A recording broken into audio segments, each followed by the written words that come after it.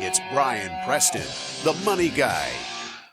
So let's talk about non-negotiable number 3, Bo. This one's important to me too, because this is where it's going to get nuanced. Mm-hmm. I mean, I wanted to be very understanding of how unique this market was, and is there any play in any of the rules that we share, like that 25% of your gross income? We use that rule all the time, but these are very unique times.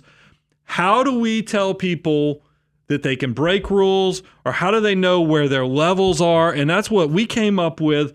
Non-negotiable number 3 is you got to hear me out on this. Know where your financial guardrails are. Yeah, traditional wisdom has always been, before we even get to monthly payment, let's talk about the down payment. Traditional wisdom has always been, you want to put down 20% when you buy a house. The reason you do that is because it does 2 things for you. It prevents you from having to pay PMI, private mortgage insurance, and it prevents you from easily being underwater in the house. It gives you a natural equity built in.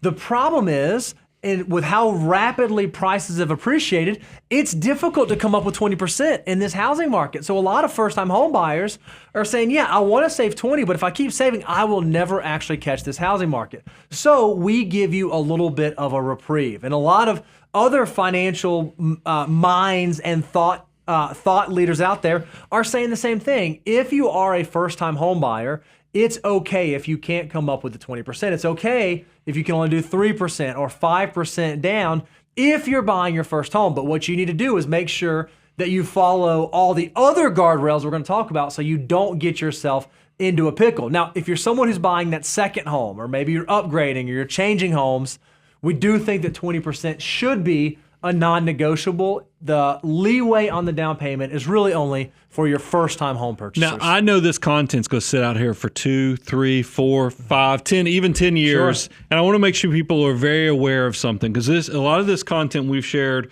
is because the financial market and the real estate market is doing some very unique things.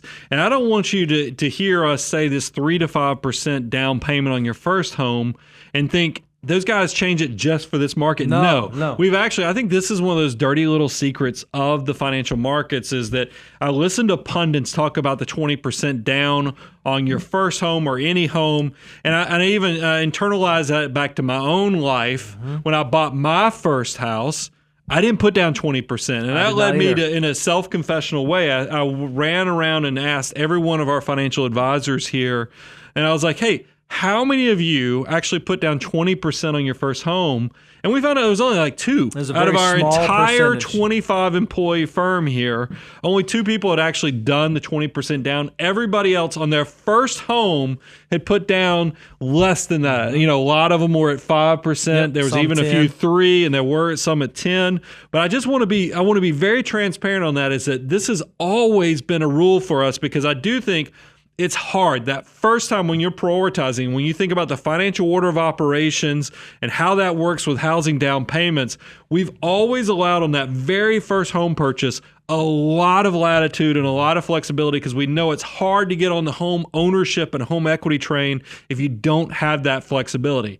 Now, as Bo said already, I just want to reemphasize and put a punctuation point on it.